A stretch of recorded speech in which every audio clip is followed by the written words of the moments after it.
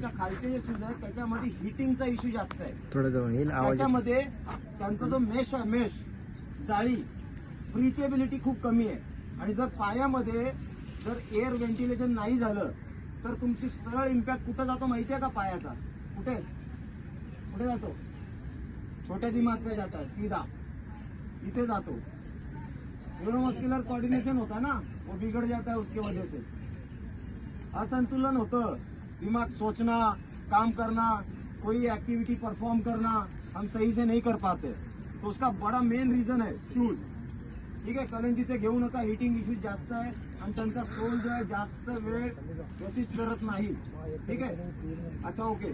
त्याच्यानंतर 2000च्या वरची कॅटेगरी मी सांगतो आणि त्यातला कोणताही शूज तुम्ही घेतलात तर 100% तुमचे 30 सेकंड क्लोज होतील.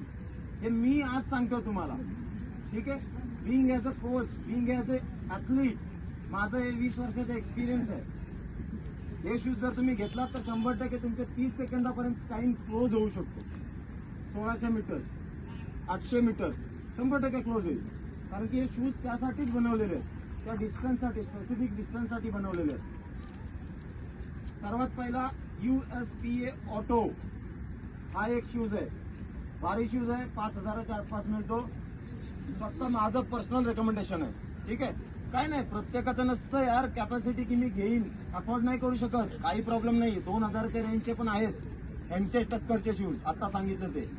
किंवा ASICS नुसा ट्राय 16 सेकंड झाला. याच्यामध्ये पण आता प्लेट यायला लागली आहे प्लास्टिकची, कार्बन प्लेट नाहीये याच्यात. ठीक आहे, नायकी रेव्होल्युशन 8 आता नवीन लॉन्च झालाय. हा 7 आहे, 8 आहे, तो लॉन्च झालाय. ठीक आहे, त्याच्यानंतर नायकी रेव्होल्युशन मध्ये प्लेट वगैरे नाहीये, पण त्याचं जे एनर्जी रिटर्न आहे रनिंग करताना, कुशनिंग ही खूप सॉलिड आहे, मस्त आहे एकदम. ठीक आहे, मी वापरलाय, लॉन्च होऊन त्याला 6 महिने झाले, वापरलाय मी. माझा नव्हता तो, दुसऱ्याचा होता. त्याला घालून मी 21 किलोमीटर रनिंग पण केली, तर तो मस्त शूज आहे. त्याच्यानंतर ॲडिडासची ड्युरामो सिरीज, ॲडिडासमध्ये ॲडिडास ड्युरामो 3, 4, 5, ॲडिडास ड्युरामो SL, M ही कोणतीही सिरीज घ्या, चांगले आहेत. का? त्यांच्यामध्ये कार्बन फायबरचे रॉड आहेत. कार्बन फायबर रॉड काय करतात सगळ्यांना माहिती असेल, प्रपल्शनला अजून एनहान्स करतात. प्रपल्शन काय म्हणतात ते मला, पुढे ढकलतात. ठीक आहे, आता आहे बघा इथं डेमो बघायचं असलं तर. हा ये इकडे जरा.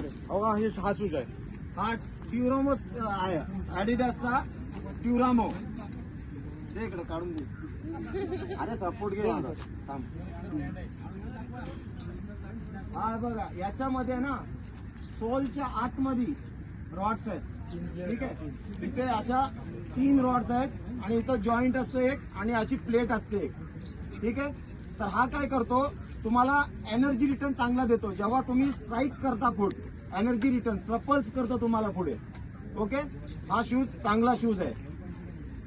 ओके, जर तुमचा बजेट 10,000 ते 20,000च्या आसपास असेल, असतात काही मागची नीट उभं राहा. ठीक आहे, त्याचा घेतल्याचा फायदा सांगतो तुम्हाला.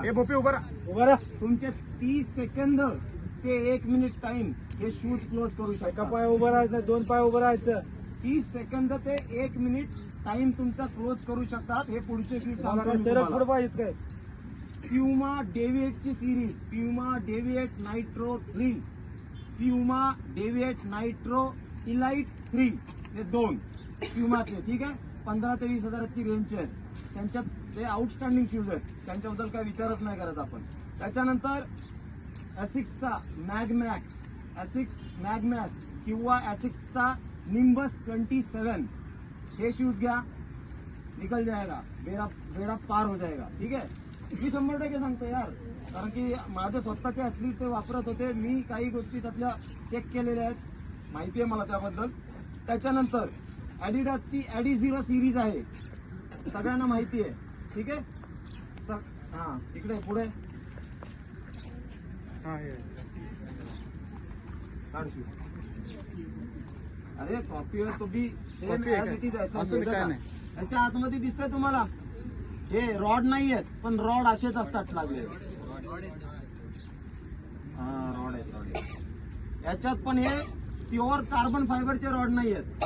ठीक आहे, हे रॉड आहेत, चांगले आहेत, एनर्जी प्रपल्शन चांगलं आहे याचं, पण ॲडी0 ही आहे ना, ही वर्ल्ड क्लास जे मॅरेथॉन रनर आहेत ते वापरतात. मग ते का वापरत असतील विचार करा. ठीक आहे, हा असा दिसतो. ठीक आहे, थँक्यू. ठीक आहे, त्याच्यानंतर फक्त 2 शूज माझं पर्सनल रेकमेंडेशन.